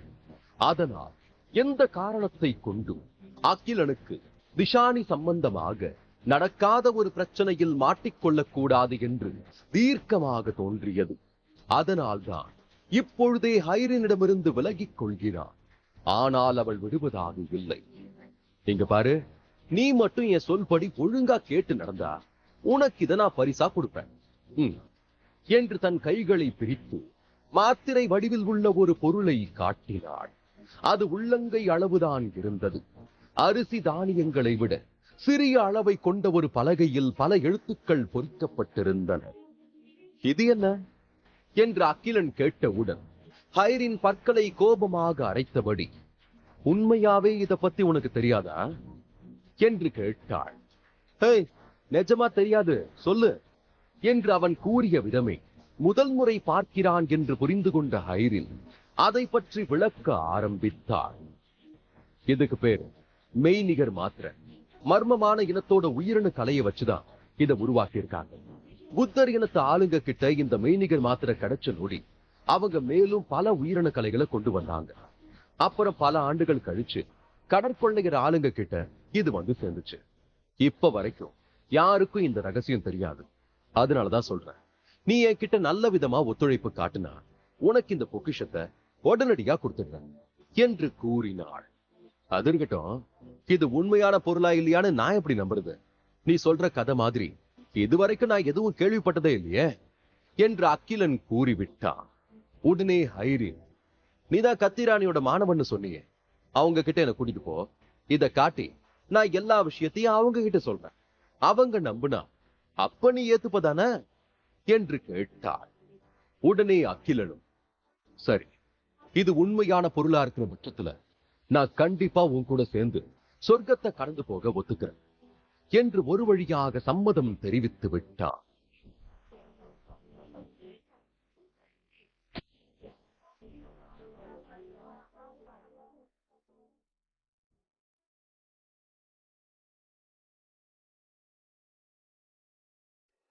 அத்தியாயம் 1169. அகிலன் ஹைரினிடம் மெய்நிகர் மாத்திரை சம்பந்தமான செய்திகள் உண்மையானது என்று இஷா ஒப்புக்கொண்டார். இருவரும் புத்த சொர்க்கத்திற்கு ஒன்றாக செல்லலாம் என்று ஒப்புதல் கொடுத்து விட்டான். அதன் பிறகு இருவருக்கும் பேச்சுவார்த்தை இல்லை என்பது போல் அகிலன் முன்னே நடக்க ஹைரின் அவனை பின்தொடர்ந்தாள். இப்ப எதுக்கு என் பின்னாடி வர? உனக்கு என்ன வேலை இருக்கும் அதை போய் பாரு என்று அகிலன் கூறியதற்கு, அது எப்படி தனியா போக முடியும்? இப்பதானே 2 பேரும் ஒப்பந்தம் போட்டிருக்கோம். அது உறுதியாகிற வரைக்கும் நான் உன் கூட தான் இருப்பேன் என்று அடம் பிடித்தாள். அதற்கு அகிலன், நான் இப்ப எரியும்பளுக்கு ஆல்பா பேசுறத கேட்கலான்னு முடிவு பண்ணிருக்கேன். அதுக்கு நடுவுல எனக்கு எந்த தொந்தரவும் இருக்கக்கூடாது. நீ இருந்தா ஏதாவது பேசிக்கிட்டே இருப்ப. அதனால உன் வழிய பார்த்துட்டு கிளம்புறது தான் நல்லது என்று கூறினார். அதெல்லாம் தனியா போக முடியாது. நானும் உன் கூட வந்து அவர் பேசுறத கேட்கிறேன். கண்டிப்பா என்னால உனக்கு எந்த தொந்தரவும் வராது, கவலைப்படாத. அதோட சீக்கிரமா எனக்கு கத்திராணிய வர பார்க்கணும். உன் கூட இருந்தாதான் அது நடக்கும் என்று அவனை மடக்கி கூடவே ஒட்டி கொண்டாள். அதன் பிறகு அகிலனுக்கும் வேறு வழி இல்லாமல் அவளை அழைத்து செல்ல வேண்டிய நிர்பந்தம் வந்துவிட்டது. இன்னும் 2 நாட்களில் எரியும் விளக்கு ஆல்பாவின் பேச்சும் அதைத் தொடர்ந்து புத்த சொர்க்கமும் திறக்கப் போகிறது. இந்நிலையில் இஷா தன்னை வெளிப்படுத்திக் கொள்ளாமல் எங்கேயோ மறைந்திருந்தாள். இது அகிலனுக்கு எல்லா விதத்திலும் பயங்கர அழுத்தத்தை கொடுக்க ஆரம்பித்தது. அதற்கு மத்தியில் ஹைரின் வேறு அவனை விடாமல் நச்சரித்துக் கொண்டிருந்தாள். நீதான் வார்த்தைக்கு வார்த்தை நான் கத்திராணி மாணவன் சொல்லிக்கிட்டு இருக்கியே, ஆனா பாரு, ஒரு தலைவரா அவங்களுக்கும் மேல அக்கறையே கிடையாது. இப்ப வரைக்கும் எங்க போனாங்க, என்ன பண்றாங்கன்னு எதுவுமே தெரியல. ஒருவேளை என்னை ஏமாத்த நீ பொய் சொல்றியா? அப்படி ஏதாவது இருந்துச்சு அவ்வளவுதான், சொல்லிட்டேன் என்று மிரட்டல் வேறு விடுத்தாள் ஹைரின். அவ்வளவு தூரம் உனக்கு என் மேல நம்பிக்கை இல்லைன்னா இப்பவே நீ உன் வழியை பார்த்துக்கிட்டு போய்கிட்டே இருக்கலாம். நான் அதுக்கெல்லாம் கவலையப்பட மாட்டேன் என்று சொன்னான் அகிலன். அதற்கு மத்தியில் ஹைரின் கையில் வைத்திருந்த மெய்நிகர் மாத்திரையில் உள்ள வாசகத்தை அகிலன் ஆய்வு செய்து கொண்டிருந்தான். அது மிகவும் ஆழமான ஒன்று போல் தோன்றியது. ஆனால் உள்வுரையில் தொடக்கமோ அல்லது முடிவோ சரியாக குறிப்பிட்டிருக்கவில்லை. அது ஒரு பெரிய உயிரணு கலையின் ஒரு பகுதி மட்டுமே. அதனால் அதிலிருந்து அகிலனால் எதையும் கற்றுக்கொள்ள முடியாது என்று தோன்றியது. அவனுக்கு கிடைத்த நேரத்தில் மெய்நிகர் மாத்திரை பற்றி சில விவரங்களை சேகரித்தார். அதில் நிறைய சேமிப்பிடம் இருக்கிறது. மேலும் எவ்வளவு உயிரணு கலையை அதில் நிரப்ப நினைத்தாலும் கண்டிப்பாக ஏற்றுக்கொள்ளும். இவ்வளவு பயன்கள் உள்ள ஒரு பொருளை ஹைரின் சர்வசாதாரணமாக எடுத்துக் கொள்கிறாள் என்றால் அதில் ஏதாவது இருக்கும் என்று அகிலன் நினைத்துக் கொண்டான். அதன் பின் 2 நாள் கடந்த நிலையில் ஆல்பாவின் பேச்சு தொடங்கி இருந்தது. அப்பொழுதும் இஷாவை அகிலனால் பார்க்க முடியவில்லை. அவள் இல்லாமல் அவனுக்கு புத்த சொர்க்கத்தில் நுழைவதற்கான அனுமதி வேறு கிடைக்காது. அதனால் அரண்மனையில் நடந்த பேச்சை கேட்க முடியாமல் அதற்கு பின்னால் இருந்த ஒரு இடத்தில் சாமானியர்களோடு அமர்ந்து கேட்க வேண்டிய நிலைக்கு தள்ளப்பட்டார். அந்த இடத்தில் யாரும் ஆல்பாவின் முகத்தை பார்க்க முடியாது. அதற்கு பதில் அவருடைய குரலை மட்டும் ஒலிபெருக்கி வழியாக கேட்டுக் கொண்டார்கள். அந்த ஒலி அமைப்பு மூலம் பல உயிரினங்கள் பேச்சை கேட்டன. அகிலனுக்கு அது அனைத்துமே அர்த்தமுள்ளதாக இருந்தது. ஆனால் சிறிது நேரத்திற்கு பிறகு விஷானி கூறியது போல் உணர்வுகள் காதல் என்று வேறு பாதையில் பேச்சு தொடர்ந்ததும் அகிலன் முகம் சுழித்துக் கொண்டான். அதே சமயம் ஹைரின், நான் எவ்வளவு பெரிய கடற்கொள்ளையர் கூட்டத்திலிருந்து வந்திருக்கேன்னு தெரியுமா? எனக்காக ஏற்கனவே அரண்மனையில தனியா இடம் ஒதுக்கி ஆல்பா பேசுறத கேட்கறதுக்கு வசதி பண்ணி வச்சிருப்பாங்க. ஆனா அதெல்லாம் விட்டுட்டு உன் பின்னாடி வந்தேன் பாரு, அதுதான் நான் பண்ண மிகப்பெரிய தப்பு. என் வாழ்க்கையில இதை விட அவமானம் வேற எதுவுமே இருக்க முடியாது. போயும் போயும் இந்த மாதிரி சாதாரணமானவங்க கூட எல்லாம் உட்கார்ந்து கேட்கணும்னு என் தலை விதியில எழுதி இருக்கு என்று அகிலனை திட்டி தீர்த்தாள். நீங்க பாரு, எங்க இருந்து கேட்கிறோங்கிறதுலாம் முக்கியமே இல்ல. எவ்வளவு தூரம் அந்த பேச்சு உன் காதுல விழுந்து நீ அதை நடைமுறைப்படுத்துறன்னு பாக்குறது தான் முக்கியம். அதனால அந்தஸ்து, பெரிய இடம், சின்ன இடம்லாம் இங்க பேசிக்கிட்டு இருக்காத, புரியுதா என்று கூறிவிட்டார். அதே சமயம் புத்த ராஜ்யத்தின் தென்மேற்கு மூலையில் ஒரு கல் மண்டபத்தில் இஷா அமர்ந்திருந்தாள். அவள் முன்னே ஒரு முதியவர் அமர்ந்திருந்தார். அவர்கள் இருவரும் சதுரங்கம் விளையாடிக் கொண்டிருக்கிறார்கள் என்பதை பறைசாற்றும் விதமாக அனைத்து விஷயங்களும் அங்கே இருந்தது. இஷா மிகவும் தீவிரமாக அடுத்த நகர்வை தீர்மானித்துக் கொண்டிருந்த வேளையில் அந்த முதியவர் அவளைத்தான் பார்த்துக் கொண்டிருந்தார். அவர்கள் அமர்ந்திருந்த இடம் பார்ப்பதற்கு சாதாரணமாக இருந்தாலும் வெளி உலகத்திலிருந்து பிரிந்த உணர்வை கொடுத்தது. நேரம் கடந்ததே தவிர இஷா அங்கிருந்து நகர்வது போல் தெரியவில்லை. அவளை காணாமல் அகிலன் வேறு இங்கு ஆல்பாவின் பேச்சை கேட்க முடியாமல் தவிப்புடன் அமர்ந்திருந்தான். அந்த பேச்சு நாள் முழுவதும் நீடித்தது. அதன் பிறகு உயிரினங்கள் அனைத்தும் அரண்மனைக்கு முன்பாக நின்று ஆல்பாவை பார்க்க முடியாவிட்டாலும் குனிந்து அவருக்கான மரியாதையையும் நன்றியையும் தெரிவித்தனர். சொர்க்கத்திற்கு செல்லும் வழியை போல அங்கு ஒரு இடம் அதுவாகவே தெரிந்ததும் எண்ணற்ற உயிரினங்கள் அதை நோக்கி ஓட ஆரம்பித்தது. அகிலனுக்கும் ஹைரீனுக்கும் வழிகாட்டுதல் இல்லாத காரணத்தால் அவர்கள் கூட்டத்தில் நன்றாக சிக்கிக் கொண்டனர். புத்த சொர்க்கத்தை பொறுத்தவரை 8 கதவுகள் இருந்தன. அவற்றில் 3ஐ தான் எப்பொழுதும் திறந்து வைப்பார்கள். மற்ற 5 ஏதோ ஒரு காரணத்திற்காக மூடப்பட்டே இருக்கும். அந்த 3 கதவுகளில் மேற்கு பக்கம் அமைந்திருந்த கதவுதான் சொர்க்கத்திற்கான பாதையாகும். இப்பொழுது அந்த கதவும் திறந்துதான் இருந்தது. அங்கிருந்து மட்டும் ஒரு சிறப்பான புத்தர் ஒளியை அனைவரும் பார்க்க முடிந்தது. அகிலன் கூட்டத்திற்கு நடுவே இருந்தாலும் அவன் கண்கள் இஷாவைத்தான் தேடின. ஒரு கட்டத்திற்கு மேல் அவள் அகப்படாமல் போன காரணத்தால் மேற்கு வாசல் நோக்கி நகர முடிவு செய்தான். அங்கே அவன் வெளியே பார்த்த நகரம் போல் இல்லாமல் அது முழுவதும் பாலைவனமாக இருந்தது. உள்ளே நுழைந்ததும் அகிலன் ஏதோ தன் அருகில் கிசுகிசுப்பது போல் உணர்ந்தான். அது கிட்டத்தட்ட யாரோ புத்தர் சொற்றொடரை பேசுவது போல் இருந்தது. ஆனால் அதில் ஒரு வார்த்தை கூட அகிலனால் புரிந்து கொள்ள முடியவில்லை. இருப்பினும் அந்த சத்தம் அவனை சுற்றி ஒரு நிலையாக வட்டமடித்துக் கொண்டே இருப்பது போல் உணர்ந்தான். அந்த சத்தம் பெரிதாக இல்லாவிட்டாலும் அவனால் அதை தெளிவாக கேட்க முடிந்தது. அது நேரே அவன் மூளையை அடைந்தது. மெதுவாக புரிந்து கொள்ள முயற்சி செய்ய ஆரம்பித்தான். சிறிது நேரத்தில் சொற்கள் அனைத்தும் மறைந்து ஒருவித ஓசையை கொடுத்தது.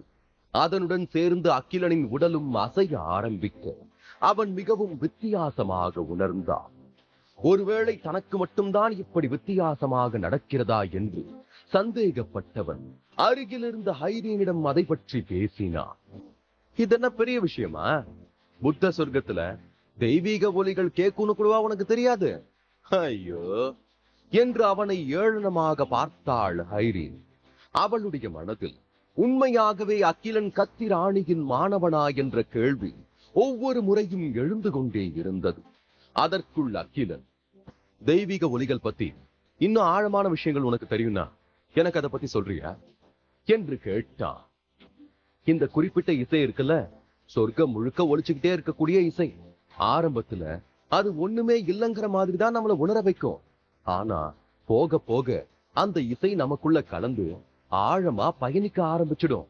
ஒரு கட்டத்துல உன்னால அதை விட்டுட்டு இருக்க முடியாதுங்கிற நில வரைக்கும் போக வாய்ப்பு இருக்கு. இந்த சொர்க்கத்தை கடக்கிற வரைக்கும் இந்த இசைய நாம கேட்டே ஆகணுங்கிறது ஒரு விதி. அது பெருசா கேட்டாலும் சரி, இல்ல குறைவா கேட்டாலும் சரி, அதோடு தான் நாம பயணிச்சு இந்த வழிய கடந்து போற மாதிரி இருக்கும். இது நமக்கு நன்மையும் கொடுக்கும், இல்லன்னா தீமையை கொடுக்கறதுக்கும் வாய்ப்பு இருக்கு. ஆக மொத்தம் இந்த இடத்துல உன் உயிர் போற மாதிரி இருந்தாலும் அது அந்த இசையை கேட்டுதான் போற மாதிரி இருக்கும். புரியுதா என்று நீண்ட நெடிய விளக்கம் கொடுத்தார். அகிலனுக்கு அதை கேட்டு அதிர்ச்சியாக இருந்தது. நீ சொல்ற இந்த விஷயம் கண்டிப்பா எல்லாருக்கும் தெரிஞ்சிருக்க வாய்ப்பு இருக்கு. அப்ப ஏன் உயிரை பணைய வச்சு இங்க வராங்க? எல்லாரும் சொல்ற மாதிரி 10 பேராலதான் இந்த இடத்தை கடக்க முடியும்னு தெரிஞ்சிருந்தோம், ஏன் இவ்வளவு கூட்டம் என்று புரியாமல் கேட்டான் அகிலன். அதுதான் ஒருத்தரோட வலிமையையும் திறமையையும் நிர்ணயிக்கும். இந்த இடத்துக்கு வந்தா ஒன்னு சொர்க்கத்தை அடையலாம், இல்லனா உயிர் போகும்னு தெரிஞ்சு அவங்களையே பணைய வைக்க தயாரா இருக்காங்கன்னா அவங்களுடைய முதிர்ச்சி எந்த அளவுக்கு இருக்குன்னு யோசிச்சு பாரு. இன்னொரு விஷயத்த சொல்ல மறந்துட்டேன். பாதி தூரம் போனதுக்கு அப்புறம் நம்மளால முடியல, இதுக்கு மேல நடக்க முடியாது, ரொம்ப சோர்வா இருக்குன்னு தெரிஞ்சா அங்கேயே நிறுத்திட்டு மறுபடியும் பழைய இடத்துக்கு வந்துடலாம். அப்படி பண்ணா உயிரோட தப்பிக்க நிறைய வாய்ப்பு இருக்கு என்று கூறினாள் ஹைரின். அகிலன் ஹைரின் சொன்ன அனைத்து விஷயங்களையும் அசை போட்டுக் கொண்டிருந்த அதே சமயம் அவளுடைய பார்வை அங்கும் இங்கும் அலைந்து கொண்டிருந்ததை கவனித்து விட்டான். யாரையாவது தேடுறியா என அகிலன் கேட்டதற்கு, ஆமா, இவ்வளவு நேரம் ஆயிடுச்சு, ஏன் இன்னும் திஷானி வரல, அவளுக்கு மேல அக்கறையே இல்லையா என்று அவனை வெறுப்பேற்றினாள் ஹைரின். உனக்கு ஒரு தடவை சொன்னா எதுவுமே மண்டையில ஏறாதா? எங்க 2 பேருக்குள்ளேயும் ஒண்ணுமே கிடையாது என்று அந்த இடமே அலறும் அளவிற்கு கத்தினான் அகிலன். அதன் பிறகு ஹைரின் முகத்தை திருப்பிக் கொண்டு முன்னால் சென்றுவிட அகிலன் தான் அவளை பின்தொடர வேண்டியிருந்தது. ஆமா, எவ்வளவு தூரத்துக்கு நாம உள்ள போனாலும் முடியலன்னு திரும்ப வந்துடலாமா? எந்த பிரச்சனையும் இருக்காதா என்று மறுபடியும் சாதாரணமாக பேச்சு கொடுத்தான் அகிலன். நீ ஏன் இப்ப திரும்பி போறத பத்தியே கேள்வி கேட்டுக்கிட்டு இருக்க? இப்பதானே முதல் முறையா இங்க வர, மனசை நல்லா திடப்படுத்திக்கிட்டு முன்னோக்கி போற வழிய பாரு. ஆனா ஒரு விஷயம், உன்ன மாதிரி ஆளுங்களை நம்பவே கூடாது. சும்மா பயப்படுற மாதிரி நடிச்சு எல்லாத்தையும் சுலபமா கடந்து போயிடுவீங்க. என்ன மாதிரி நம்பிக்கை பிடிவாதம் இருக்கிறவங்களுக்கு தான் இங்க நிறைய ஆபத்து காத்துக்கிட்டு இருக்கோம். எல்லாத்துக்கு மேல இன்னொரு விஷயமும் இருக்கு. உனக்கு இந்த இடத்துல எப்பவுமே பிரச்சனை வராது. ஏன் தெரியுமா? ஏன்னா உன்னை பாதுகாக்க திஷானி எப்பவுமே உன் கூட துணையா இருப்பாளே என்று கூறிவிட்டு முன்னால் ஓடிவிட்டாள் ஹைரின். அகிலனுக்கு மீண்டும் அவளிடம் முரண்பட மனம் வரவில்லை. அதனால் திஷானி சம்பந்தமான கேலி பேச்சுகள் அனைத்தையும் ஒதுக்கிவிட்டு அந்த பாலைவனத்தில் அவன் முன் சென்று கொண்டிருந்த குழுவை பின்தொடர்ந்து சென்றான். ஆரம்பத்தில் பெரிய கும்பலாக இருந்த அந்த கூட்டம் போக போக குறைந்து கொண்டே வந்துவிட்டது. அதற்கு காரணம், முன்னால் சென்ற பலர் விரைவாக சோர்வடைந்து பின்வாங்க தொடங்கினர். அந்த சொர்க்கத்தில் அதிசயமான ஒரு விஷயம் என்னவென்றால், பகல் மற்றும் இரவு சுழற்சி கிடையவே கிடையாது. சூரியன் மட்டும்தான் எப்பொழுதும் வானத்தில் அதிக நேரம் இருக்கும். இன்னொரு பக்கம் ஹைரின் சொன்னது போலவே அந்த சொர்க்கத்தின் ஒலியை புறக்கணிக்க முடியவில்லை. அந்த சத்தம் ஒவ்வொருவருக்கும் வெவ்வேறு விதமாக ஒலிக்கும் என்பது அகிலன் தன் கண்முன்னே பார்த்த காட்சி மூலம் தெரிந்து கொண்டான். அந்த சுட்டெரிக்கும் பாலைவனத்தில் பலர் புத்தி பேதலித்தது போல் வேகமாக நடனமாட ஆரம்பித்து விட்டனர். சிலர் கீழே உருண்டு ஏதேதோ உளறிக் கொண்டிருப்பதை பார்ப்பதற்கே பயமாக இருந்தது. கடைசியில் அவர்கள் அப்படியே சோர்வடைந்து சொர்க்கத்தை அடைய வேண்டும் என்பதை மறந்து தங்களிடத்திற்கு கிளம்பி விட்டார்கள். இதுதான் வருடா வருடம் நடக்கும் நிகழ்வு என்று அகிலன் அனைத்தையும் பார்த்து புரிந்து கொண்டார். பல குழுக்கள் ஒன்றாக நடந்தன. யாராவது இசையுடன் நடனமாடத் தொடங்கினால் அவர்களை அதிலிருந்து வெளியேற்றலாம். சில உயிரினங்கள் இசையை தாங்குவதில் சிரமப்பட்டு அப்படியே ஆங்காங்கே உட்கார்ந்து விட்டன. ஏனென்றால் இசையாக இருந்தாலும் ஒரு கட்டத்திற்கு மேல் அதன் சத்தத்தின் அளவை தாங்க முடியாமல் உயிர் இழந்தவர்கள் கூட இங்கே இருக்கிறார்கள். அதை அறிந்துதான் பலர் முன்னே செல்ல பயந்து கொண்டு அதே இடத்தில் நின்று விட்டனர். இங்கு அகிலனுக்கு இசையின் அபாயம் இதுவரை பாதிப்பை கொடுக்கவில்லை. அதற்கு காரணம் ஹைரின் என்று கூட கூறலாம். தேவையில்லாத விஷயங்கள், தேவையுள்ள விஷயங்கள் என்று பேசி பேசியே அவன் காதில் ரத்தம் வரவழைத்து விட்டாள். அதற்கு ஒரு படி மேலேயே போய் விஷானி பற்றி அவனிடம் விசாரித்தது மொத்தமாக இசை ஒன்று காதில் ஒலித்துக் கொண்டிருப்பதையே அவன் மறந்து விட்டான். ஆனால் அது கூட ஒரு கட்டத்தில் அவனுக்கு எரிச்சலை கொடுக்க ஆரம்பித்தது. எதை வச்சு எங்க 2 பேருக்குள்ள உறவு இருக்குன்னு எவ்வளவு உறுதியா பேசுற என்று அகிலன் கேட்டான். அது நான் ஒரு பொண்ணு, என்னால இன்னொரு பொண்ணோட மனசு, கண்ணு, காது, மூக்கு எல்லாத்தையுமே புரிஞ்சுக்க முடியும். அன்னைக்கு அவ உன்னை எப்படி பார்த்தா தெரியுமா? அந்த பார்வையில காதலை தவிர வேற எதுவுமே இல்ல. நீ கூட தான் அவளை தவிர்க்கணும்னு நினைச்சு திரும்பி நின்னதையும் நான் கவனிச்சனே. இந்த மாதிரி உடல் மொழி வேற எந்த உறவுல இருக்கோ சொல்லு பாப்போம். அதனாலதான் உங்களுக்குள்ள இருக்கிற காதலை என்னால சுலபமா கண்டுபிடிக்க முடிஞ்சது. ஆனா நீதான் அதை ஒத்துக்காம இவ்வளவு அடம் பிடிக்கிற. ஒண்ணு பண்ணலாம், நான் நம்பணும்னு நினைச்சா நீ கடவுள் மேல சத்தியம் பண்ணி உங்களுக்குள்ள எதுவுமே இல்லைன்னு சொல்லிடு. அதுக்கப்புறம் நான் உன்னை தொந்தரவு பண்ணவே மாட்டேன் என்ன என்று முகத்தை பாவமாக வைத்துக் கொண்டாள். அதற்கு அகிலன் அவளை முறைத்து விட்டு முன்னே நடந்து சென்ற போதுதான் அவர்கள் கூட்டத்தை விட்டு வேறு திசையில் வந்து விட்டார்கள் என்று இருவருக்குமே புரிந்தது.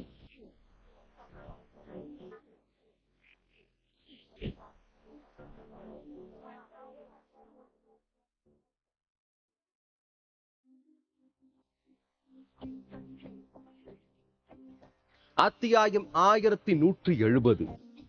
புத்தர் சொர்க்கத்தின் பாலைவனத்தில் இரவு நேரம் என்பதே கிடையாது. அதேபோல் பல மைல்களை கடந்த பிறகு குறிப்பிட்ட திசையில் எப்படி செல்வது என்று பலருக்கும் தெரியவில்லை. அதன் விளைவாக தங்களுக்கு தெரிந்த பாதையில் நடந்து சென்றனர். அதனால் கூட்டங்கள் பிரிந்து குழுவாக முன்னேறுவது போல் சந்தர்ப்பம் அமைந்து விட்டது. இங்கே அகிலனும் மேற்கு நோக்கி சென்று கொண்டிருந்தான்.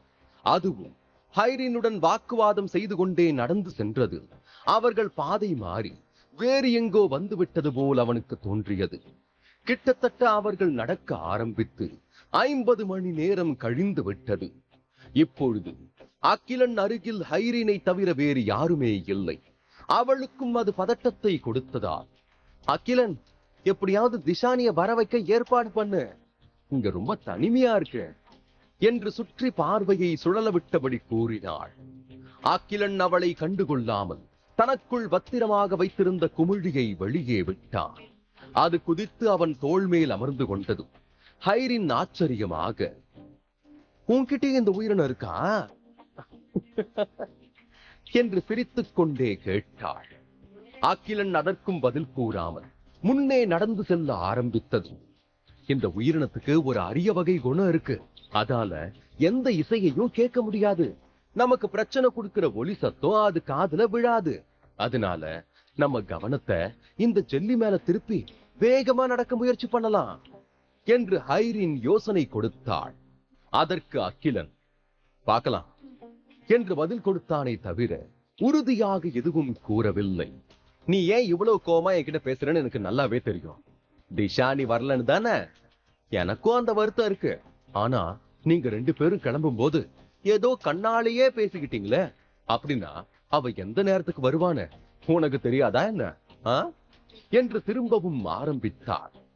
ஐயோ, அங்க சுத்தி இங்க சுத்தி கடைசியில அதே பேச்சுலதான் வந்து நிறுத்துவியா? நாங்க 2 பேரும் எப்ப அந்த மாதிரி எல்லாம் பேசிக்கிட்டோம்? சின்ன பொண்ணா இருக்க, அதனால அமைதியா வர, கொஞ்ச நேரம் ஒழுங்கா வாய மூடிக்கிட்டு வா என்று கூறி முன்னே நடந்தான். அப்பொழுது அவர்களுக்கு முன்னால் சில அடி தூரத்தில் ஒரு நிழல் தோன்றியது. அந்த உருவத்தின் பின்பக்க தோற்றத்தை தான் இருவராலும் பார்க்க முடிந்தது. அங்கே வெள்ளை அங்கியுடன் புத்த இனத்தினரை சேர்ந்த ஒருவரையும் பார்க்க முடிந்தது. உடனே ஹைரின் குதித்தபடி, நான் இவ்வளவு நேரமா சொன்னப்ப நீ நம்பாம இருந்தீங்க, இப்ப பாரு, அங்க இருக்கிறது திஷானிதான் என்று அடித்து கூறினாள். அதற்கு அகிலன், ஊருக்கு போன உடனே உன் கண்ணை வைத்தியர்கிட்ட காட்ட மறக்காத. ஏன்னா ஆம்பளைக்கும் பொம்பளைக்குமே உனக்கு வித்தியாசம் தெரிய மாட்டேங்குதே. அங்க போறது ஒரு ஆண், நல்லா பாரு என்று சலிப்பாக கூறினார். இருந்துட்டு போகட்டும், திஷானிதான் உனக்கு துணையா இருக்கட்டுமேன்னு அவர் இங்க அனுப்பி வச்சிருக்க வாய்ப்பு இருக்குல்ல. ஆனா பாரு, இதெல்லாம் உனக்கு ஏற்கனவே தெரிஞ்சிருந்தாலும் என்கிட்ட எதுக்கு மறைக்கிறேன்னு தான் எனக்கு ஒண்ணு புரியல. பரவாயில்ல விடு, நானே எல்லாத்தையும் ஒன்னொன்னா கண்டுபிடிக்கிறேன் என்றாள். அகிலன் ஹைரின் பேசுவதை காதில் வாங்கிக் கொள்ளாமல் அந்த புத்த மனிதரைத்தான் பார்த்து கொண்டிருந்தான். அவனுக்கு மனதில் ஏதோ தவறாகப்பட அதை தொடர்ந்து முகமும் சட்டென்று வெளிரி போய்விட்டது. அதுவும் அந்த மனிதரிடமிருந்து வெளியேறும் ஒளியை பார்த்தவன் கண்கள் கலங்க ஆரம்பித்ததும், இங்க ஒரு நிமிஷம் கூட இருக்கக்கூடாது, பாப்போலாம் என்று ஹைரீனை அவசரப்படுத்தினான். ஐயா, நீ சொல்றதை கேட்கணும்னு எனக்கு எந்த அவசியமும் இல்லை, உனக்கு வேணும்னா நீ போ என்று ஹைரீனின் பதிலை கூட காதில் வாங்கிக் கொள்ளாமல் அகிலன் ஓட்டம் எடுத்திருந்தான். இதை எதிர்பார்க்காத ஹைரீன் அவளுடைய விளையாட்டுத்தனத்தை விட்டுவிட்டு அப்பொழுதுதான் அந்த மனிதரை நிமிர்ந்து முழுமையாக பார்த்தாள்.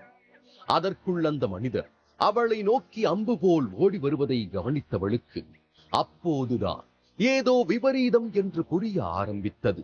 உடனே அகிலன் ஓடிக்கொண்டிருந்த திசை நோக்கி அவளும் வேகமாக ஓட ஆரம்பித்தாள். ஒரு வழியாக அகிலனை நெருங்கியதும், அது யாரு? உண்மையாவே அவர் உன்னை பாதுகாக்க வந்த நபர் கிடையாதா என்று ஓடிக்கொண்டே கேட்டாள். அவ எதுக்கு என்ன கண்காணிக்க ஆள் அனுப்பணும்? எங்க ரெண்டு பேருக்கும் ஒரு சம்பந்தமும் கிடையாது. நான் திரும்ப திரும்ப இதே விஷயத்த சொல்லிக்கிட்டு இருக்க மாட்டேன், புரியுதா என்று அவனும் ஓடியபடியே பதில் அளித்தான். ஹைரினின் காதுகள் அகிலன் சொல்வதை கேட்டுக் கொண்டிருந்தாலும் கண்கள் பின்பக்கம் திரும்பி அந்த புத்த மனிதரை தான் பார்த்து கொண்டிருந்தது.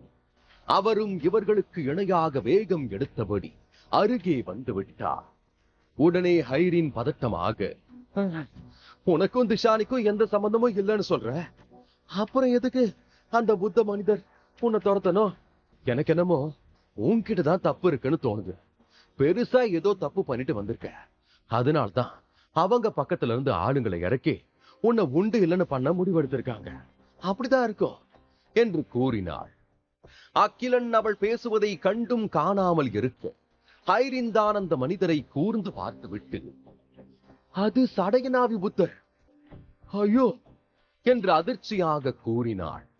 அதை கேட்டு ஆச்சரியப்பட்ட அகிலன், அவர் யார் என்னன்னு என்கிட்ட அடையாளம் கேட்டுட்டு இப்ப இந்த அளவுக்கு துல்லியமா பேர் வரைக்கும் உனக்கு தெரிஞ்சிருக்க என்று கேட்டான். ஐயோ, இப்ப அதுவா முக்கியம்?